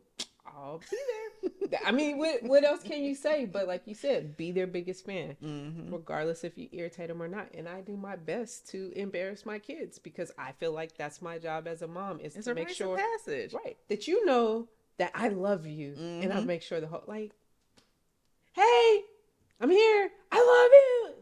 Looking at me. Like, you got to. That's like on the first Spider-Man, Into the Spider-Verse, when he drops his son off at school and he's like, I love you. And he walks into school, he gets on the intercom, he's like, you got to say I love you back. Dexiana and I just died laughing at that, because that's me. Like, yeah, if he... Don't act like you don't want to. I mean, he got to a point where he already knew when he wasn't embarrassed anymore. He hugged us in front of his friends and stuff. But when he went through that phase initially, I'm like, it's going to be worse for you, dude, if you don't just, because now I'm going to wait until you way down there and be like, I said I love you. Oh, you didn't hear me? Now I'm going to call your name. Now I'm going to call your whole name if you don't answer. Like, it's just going to keep getting worse. So, yeah, I'd rather you be embarrassed by my love than have to wonder whether I love you or not. And so you probably didn't know, because I know I didn't tell you, but a part of me always looked up to you, because ever since I met you and us playing, them playing games together, but also because just to see you always going. And even if you see my son doing something, like, you just acknowledging it, but to see like your different posts and something of what you guys are always doing together, making sure you are his biggest fan, or even just the silly things that you guys would do together. Mm-hmm. And I'm like, it doesn't matter. Like, she's gonna always show up for her son, and they just have such a great relationship. I She's probably one of the most resilient people that I've ever met. And so even with this that's happened, like a part of me knows like how strong your support system is, but just what I know of you as a person and how resilient you are, that God's definitely not putting, more on you than you can bear. And I know it's like, but this happened to me, and I'm really big right now on the whole mind frame of it didn't happen to you, it happened for you. And like, I don't know, I just have this overwhelming feeling of how many lives you're about to touch from this because of how phenomenal you are as a person. So I Mm-hmm. just wanted to make sure I shared that with I you. I personally feel like he's like I hate. I probably shouldn't say it, but I'm like I don't think he really knows how much I could bear because I definitely can't bear this. But um, I do feel like um that it's important to me, like I said, if just one person is touched, just one, like on his birthday we did another balloon release, and that one was run by us, and it was one of the things I did is made signs with 988 on them, and I said before we do anything I want to make it known that it's important to me for y'all to know that y'all have somebody to talk to. If you want to talk to me, take my number, message me on Facebook, reach out to me on Instagram, whatever, And I was like, here's this number. You can call it, you can text it. And I took that opportunity to do that because not only is it something that kids already struggle with, I'm like, they're probably struggling with it even more because this is their close friend and this happened. So it's like, I don't know, what will come out of it. And honestly, if we're gonna go into the religion aspect of it, I still am angry with God because I'm like, He probably got a plan, but whatever it is, I'm like, I'm not rocking with that plan because I wish you had found a different way to do your plan that doesn't involve my son being gone. And not that I don't believe in him, because I'm not saying it like that, but it's just, I'm still in a place where I'm angry with the outcome. But with that being said, I do feel like that there's going to be good that does come out of it as far as like saving, other people from the same fate and stuff, because now as a mom who's gone through that, that's something I don't want any parent to ever have to experience if it's something that I can do to help. So if it's something as simple as, like I said, being a phone call away or taking a late night text message or saying like, hey, you not feeling it with your parents right now, you can come stay over here until you kind of calm down, get yourself together, and then you can go back. Or, let's go get some ice cream, or let's, because like I said, a lot of times, not a lot of times, all of those times, all of the time, that pain is temporary, but at the time it can feel like it's permanent, and then we make this permanent decision and it really was a temporary feeling. So I want to do whatever I can Yeah. to help and to be, I say, a light. That's why I got the little wristbands made, and on Mm-hmm. one side it says "Long live Big Dex," and on the other side it says "Be the light." Because I feel like sometimes that's all we can do is just try our best to shine our light for other people, and be there and be accessible and available to be like, hey, like I'm a shoulder to cry on, I'm somebody to talk to, or whatever. So I do hope that out of this tragedy there will be good that comes of it, as far as like other people being like, hey, I see how that affected their family, I don't want to do that to my family. Which I did have one of his friends tell me that. She was like, I'm gonna take my therapy more seriously because I don't want to hurt nobody like this. It helps me Yeah. on the days I don't want to exist, because I'm like, if I did something, like if I was like, oh, I can't bear this, and then I do something to myself, Jerica coming behind me, she already told me. She was like, I'm you ain't leaving me here by myself. But it's like, it's not a devastation that I would want to put on anybody else, because I know how that feels. So even in the like hardest of times, I have to tell myself, okay, this pain, like you'll eventually get to a day, it's probably not going to be no time soon, but you'll eventually get to a day where the pain doesn't feel so heavy. Like Right. you just got to put one foot in front of the other until then. And so I think that's the biggest thing that I would hope that in this month of suicide prevention awareness that people get out of that. And I know I said that earlier too. It's just like sometimes surviving is just putting one foot in front of the other. It's not having a good day every day. It's not, don't let people tell you like, oh, okay, you got to get out and get in the sunlight, because yeah, eventually you need some sunlight. But it's also okay to have a day where you sit in the dark and you sit in the bed and you don't, you eat ice cream out of the carton and watch SWAT or something, What on ice cream Netflix. you eating? Because you keep bringing up this ice cream. Like, what ice cream you I eating? mean, I'm a fan of Golly G's, Okay. but I'm not a discriminator of ice creams. It's maybe some Ben and Jerry's if I get it from the store. But yeah, I just really honestly, chocolate covered pretzels are my ice cream. I Okay. That's really what I eat the most. Is like it's so bad. Jericho will be like, and you need some chocolate covered pretzels. Like if I'm having a day, and I'm like, yeah. If you see Noted. some, yeah, Let's chocolate go covered ahead and pretzels. The get Hershey's brand is better than the Flips, but Hershey's I like either one. chocolate covered pretzels. Okay, you'll But be yeah, getting some I of do. those. I do hope that I don't. I want to be intentional in saying that I don't.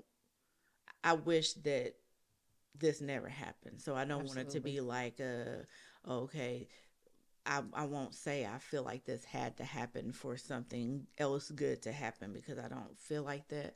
But I do hope that since this did happen, that something good can come from it. So it's just not like a in vain thing, like, okay, this happens and it continues to happen to other people. I do hope that it can be something that shines a light or helps somebody else cope or gives somebody else information that they wouldn't have had before, so that they don't take that same path. Okay, and if what I just said was me putting my foot in my mouth, one of those stupid things that you said people say when they have good intentions by him not putting more on you than you could bear. I mean, I struggle with a lot of Mm-hmm. things, but like I said, because I see your resiliency and how I've seen you do stuff, and I was like, dang, she a school bus driver, but she still be with her kids, and I know these buses ain't get home. Like, I'm looking at that like, okay, she could do that. And I wait for DCS. I could at least say pause. I'll be back. Let me go show up, and that's And what I see, meant. I won't say I don't think it was like a stupid thing. I think like that's how you feel, and that's your interpretation of how you see me. But that's the only reason I countered the way I did, is because that's me saying like, you see me like that, But and that's I not how you that's feel. not how I feel. I feel like, yeah, you definitely put more on me than I can bear, Yeah. because what the is this? Right. And so I don't think it's a stupid thing. I just think it opens dialogue, which goes back to that thing about me being honest. Because what if I had just went home and been like, I'm gonna knock okay, Joy yeah, out. no, no, I'm about to be the new why'd you co-worker. go straight to violence?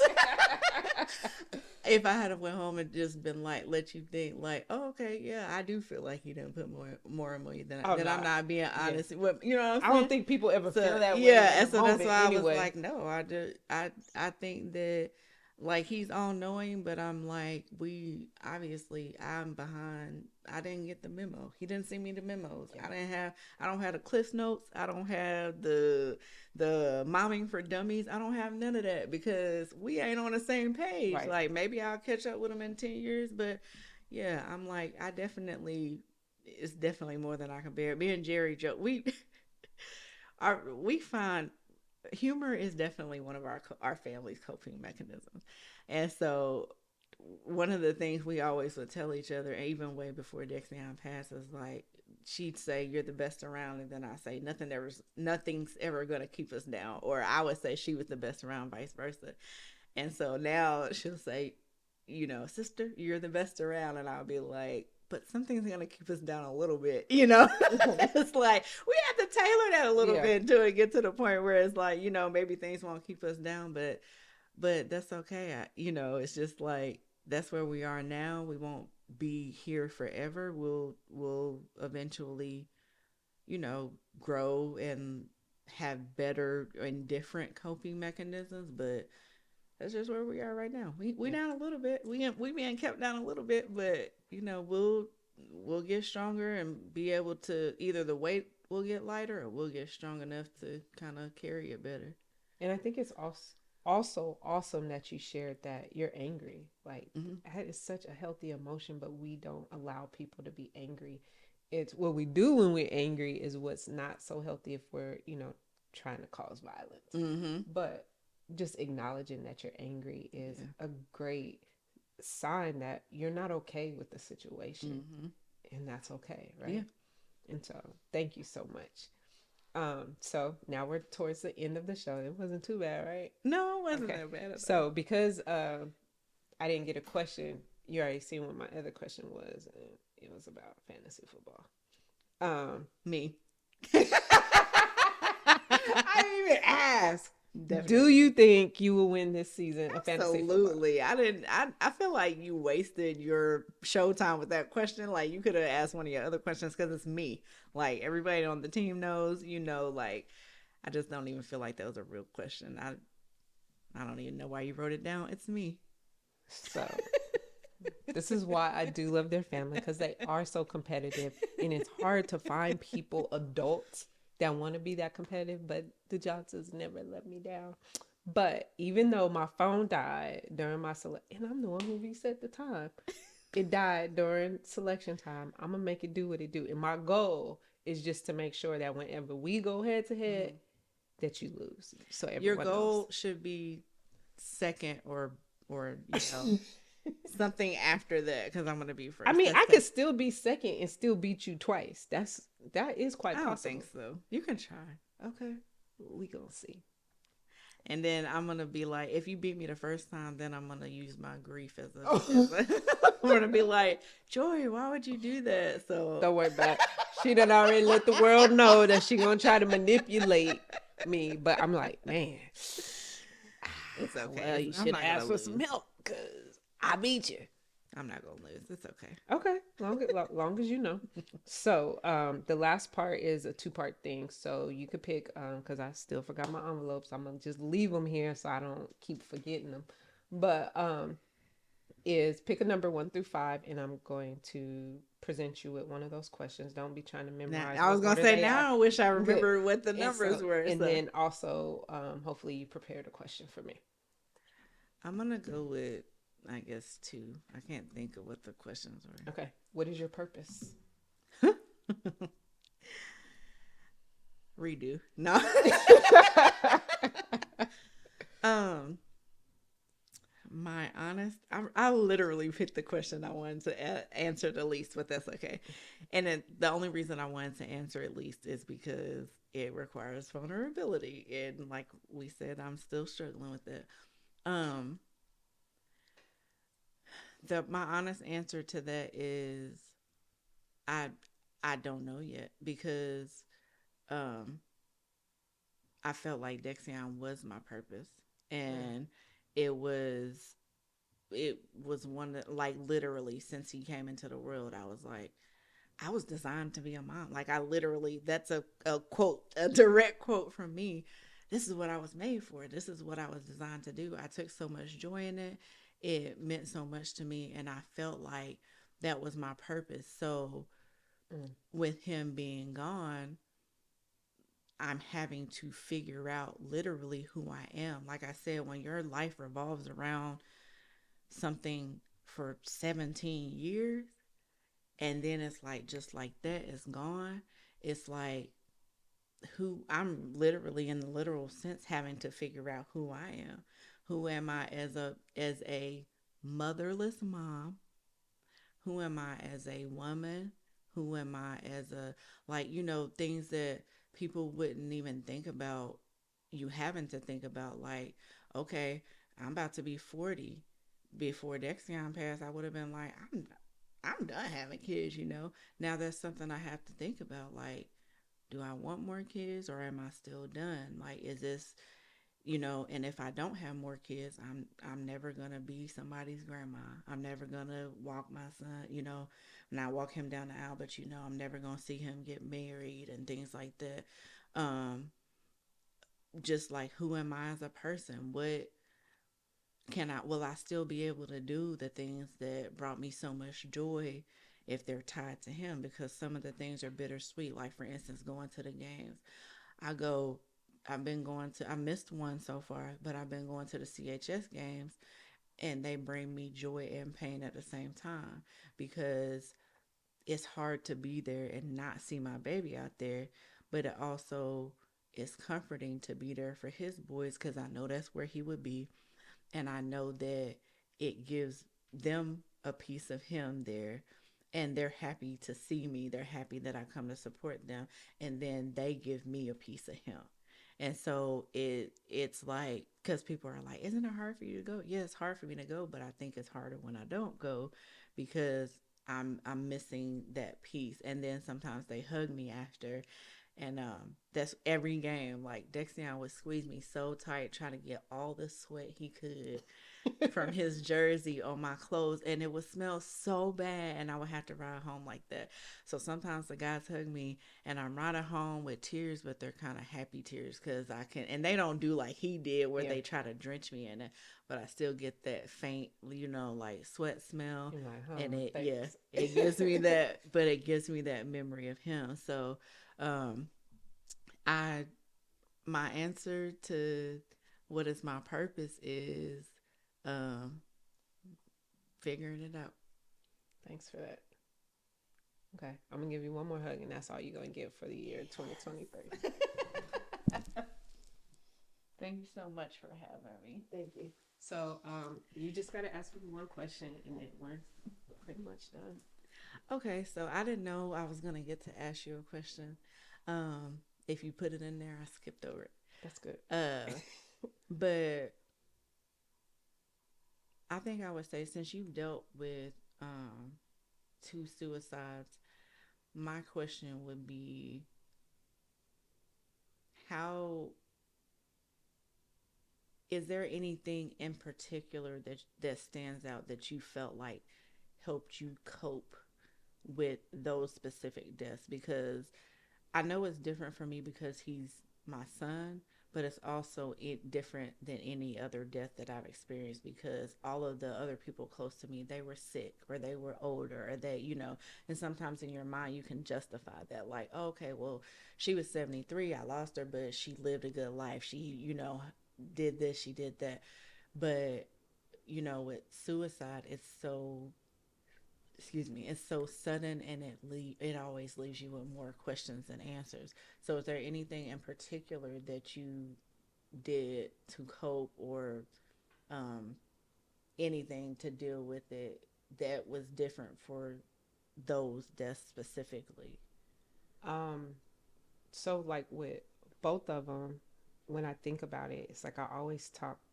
Well, not always. I hate the word. So like with my son's father,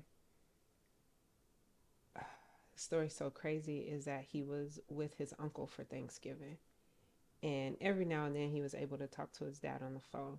But his dad lived in Colorado. We lived here, so he spent Thanksgiving with his uncle, his Mm-hmm. dad's brother. And they called me and they're like, "Yo, is everything all right? What's going on?" I'm like, "What do you mean?" They're like, "Caleb's crying. We're saying prayers for Thanksgiving, and he's crying. And he said my dad's dead." I was like, "Well, I don't." In my mind, I'm like, just being dramatic. I don't know Mm-hmm. why he said it. Maybe because the last few times we tried to call him, he didn't answer. Mm-hmm. I said, but I don't talk bad about his dad. I would never do that. Yeah. I said, Caleb has this relationship with his dad that I don't quite understand. Just call your brother, have him talk to his son. Mm-hmm. And y'all figure it out. Like, he's with y'all. Like, I Yeah. kind of just brushed it off. Like, this is just my son, just being Mm-hmm. dramatic. 2 weeks later, I got a call that his dad took his life. Mm-hmm. And I felt crushed because I Mm-hmm. was like, how did I miss that? Right? It's like, so for me, certain times I have driven down to his grave site because he was military or whatever, but they flew him back to Tennessee, so he's down in Chattanooga. Okay. And so when I'm really struggling with Caleb, I write a letter. First I pray to God, then I write a letter to his dad, and I'll hold on to it. There's been different pictures or different things that just remind me so much of his dad. I'll look at him and I'm like, oh, you know, my nerves. And he's like, what, man? You are your daddy's son, and I don't even know how.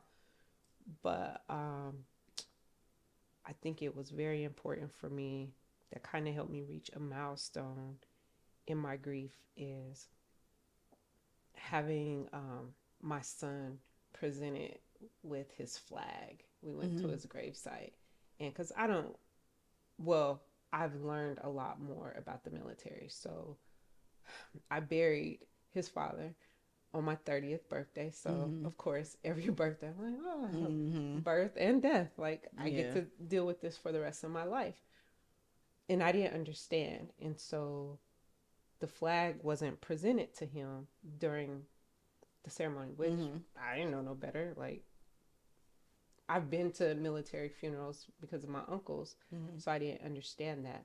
So if I didn't understand, that's nothing that I can share with my son. Yeah. And so some of the mentors and stuff that he has in place that helped me understand that significance. And so I took him down last year for his birthday, and he was presented a flag in honor of his dad being in the military. I allowed him time to be at his dad's gravesite, and I told him like what the marker is. It's something that I might forget a password, but I'm not going to forget where his dad is buried. And I wanted to make sure, and I set it all up. I didn't tell him because he never wants to go, because I understand that's a hurt that he has yet to share with me.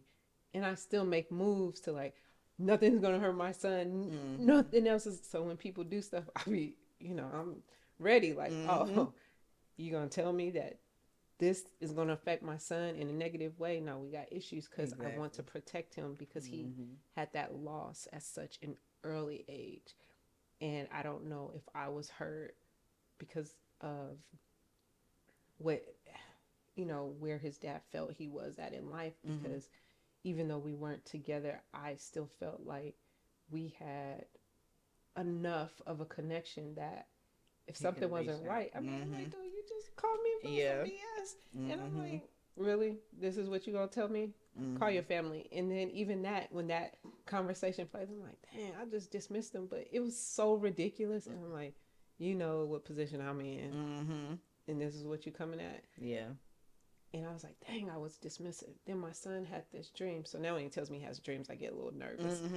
But allowing that moment, seeing my son accept that and be in that emotional state in front of people, allowing himself to be vulnerable, and the significance that he has with that flag, and the guy taking time out of his day to explain to him what it means. That's just seeing him still be connected and feel the love of his dad, even though it was only 5 years, he was 5 years old and it happened, but still believing in dad. And so I have moments, but then I look in his room, he has a picture.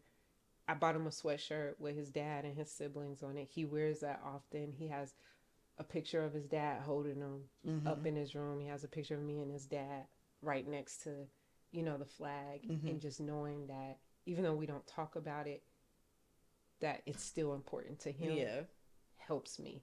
And so just how much his dad impacted his life in such a short time helps me, even though I'm like, shit, I don't know how to make this dude be a man, because I'm a woman. I can't teach him how to be a man, but I can help tell him what I would expect a man to do as a human being. And provide him with support system, because I know he has some positive male role models in his life too. And I know you said one question, but I do have a follow-up question. See, now I'm the interviewer. That's fine. It keeps happening to me, but I'm here for it. I noticed that you said like one of the things that keeps coming up is you say writing and journaling. And so I wanted to double back to that because I text him still. I haven't had his phone turned off yet, um, because I was like, it's something I couldn't bring myself to do, and I don't know if I will for a while. But so I still text him. Sometimes it's like, and I go down to the cemetery and I talk to him, but I feel like I talk to him more through text because he's a teenager, right? So he was always texting me like, mostly about Chipotle. Mama, can you send me some money for Chipotle? I'm like, Mhm. no, I just sent you $20 yesterday and $20 the day before. And so it's like, okay. And okay means I'm going to text Nana and ask her. Right.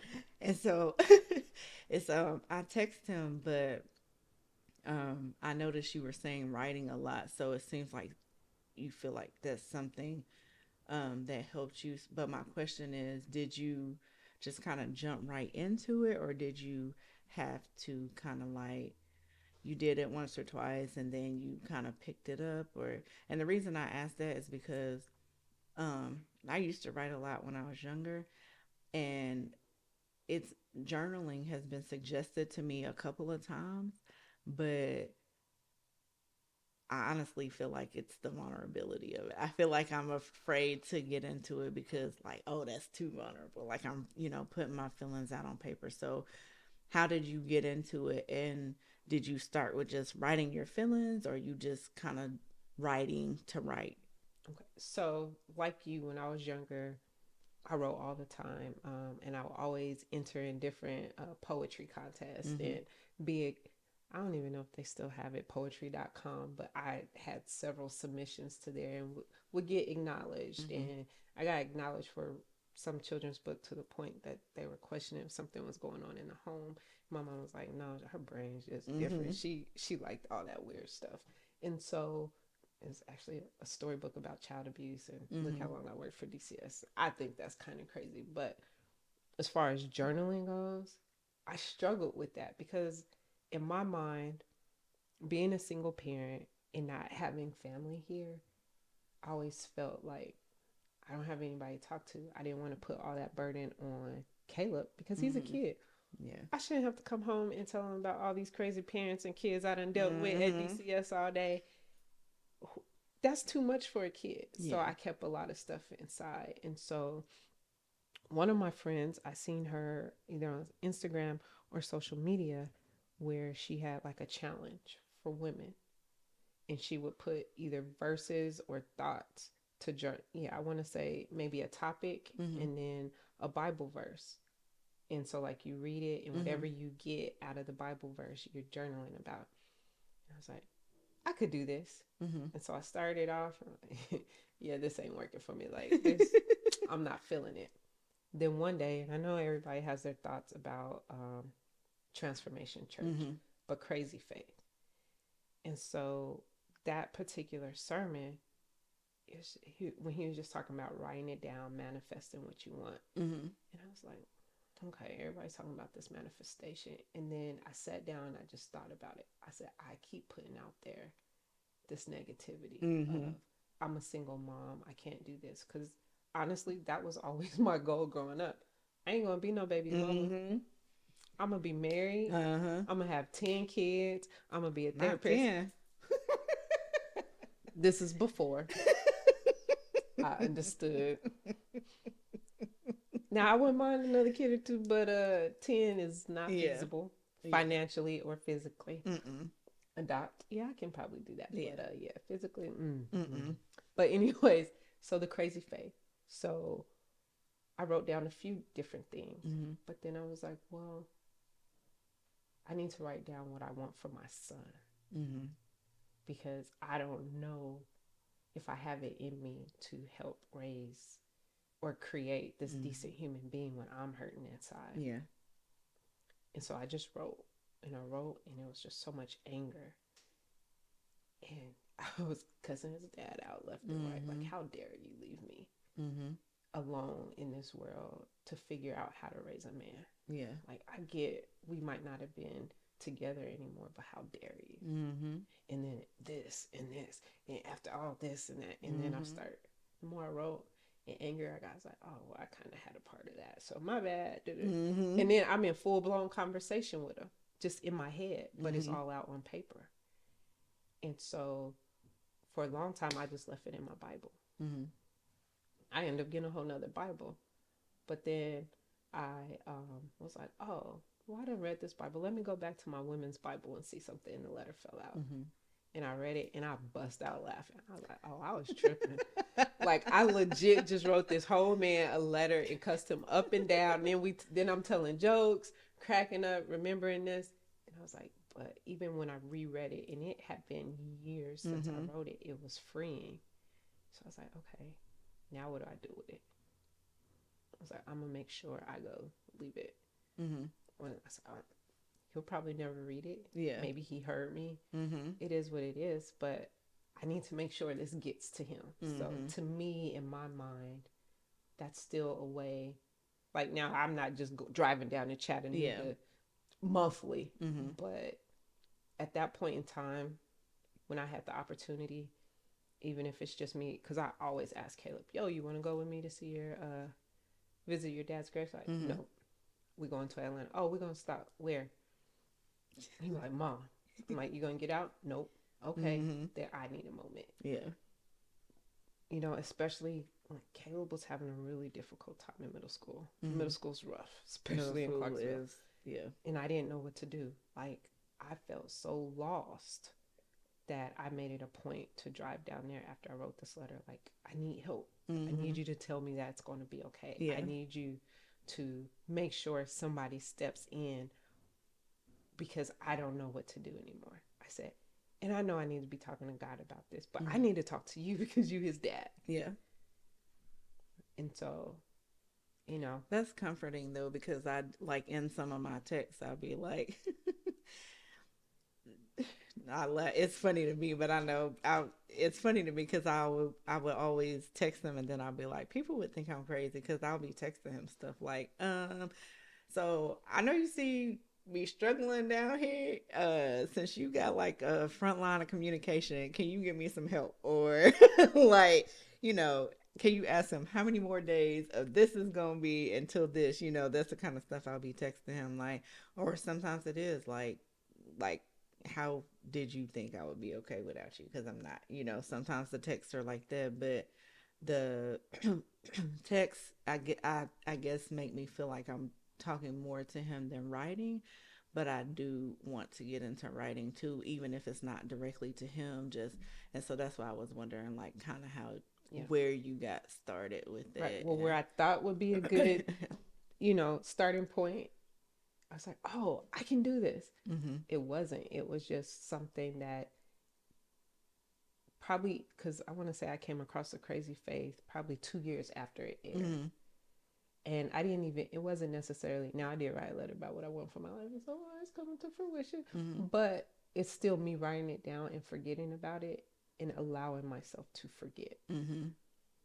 And forget not in a matter as if he no longer exists, but allow me to write down that pain and forget that that pain exists just for a moment.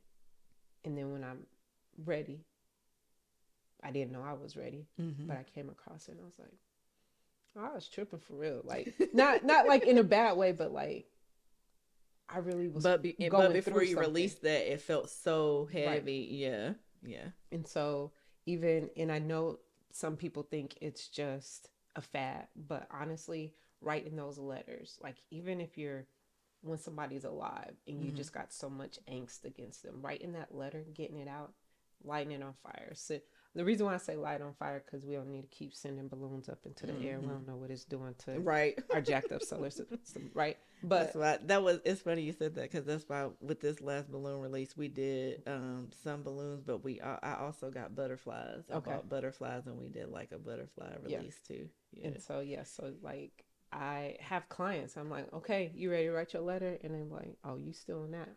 Mm-hmm. Why? I'm like, I'm telling you, like, when we say things out loud, we second guess ourselves, and we're like, oh, I don't want to say that because I don't know how they're going to respond. But when you're writing or when you're texting, you trying to get everything out because you're like, oh, you can't hear my tone of voice. You don't know how much body language I'm using. So you go and get every single word I could possibly think of. And that's how it is for me with writing. Yeah. Like, I just kicked myself in the butt this morning. I was like, God, I said I was getting back to journaling because that used to be a thing that I made sure happened every morning. I wake up, I do a devotion.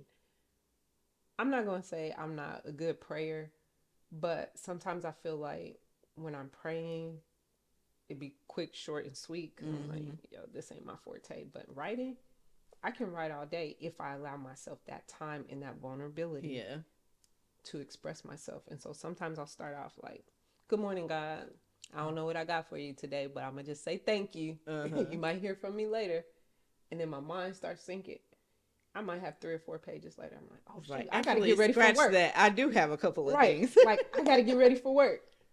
I'd rather be late for work because I took that time to let everything out and then go, because that's giving me that peace to start my day. And like you said, you angry with God right now. So your letter might not even have to be to God. It could just be to yourself. Like, yo, Jen, today we could do a little bit better than yesterday, or today we ain't got it in us, so don't beat anybody up. Don't. No. Hey, I mean, and I just lost a friend in May, and when I got the news, I immediately,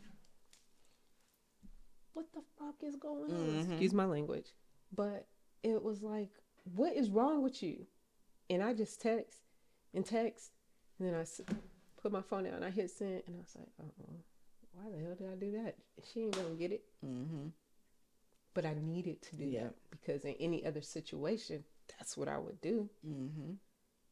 And we have to continue carrying on how we carry on, because once we stop living, that's when it just keeps getting heavier and heavier and heavier. So find a release. Even if it's not writing for you right now, it might be later. But if it's you on TikTok all night, it is what it is. Whatever way you can help release some of everything that you're carrying, even if it's just a little bit, because hopefully sooner you'll start to feel lighter. Any more questions? I think that's it. Okay. Well, again, thank you so much for joining me. And look, it wasn't even no tears. It wasn't. It was a couple of times. I seen them coming, but I was like, okay, as long as I said, I'm not even a crier. I don't know if I'll cry if she cried, but I seen them coming. I was like, that's why I took my glasses off, because I was like, oh, shoot, she about to do it. But I know if I don't have my glasses on, I ain't going to do it, because I don't want nobody to see me cry. So, yeah. Well, I thank you for having me, and I'm glad that I got 2 hugs out of it. It looked like you was going in for a third. No. You see, she tried me. That's why I'm going to beat her in fantasy football. But I'm all hugged out, except for my kids for the year. Well, and maybe a few other people. But for the year 2023, it's a wrap. She got it all. She got all the real, genuine, full-blown hugs that I can give. All right. Thanks again. Thank you. Thank you, guys. Until next time. Thanks for watching, everybody. Smash the like button and stay tuned for the next episode.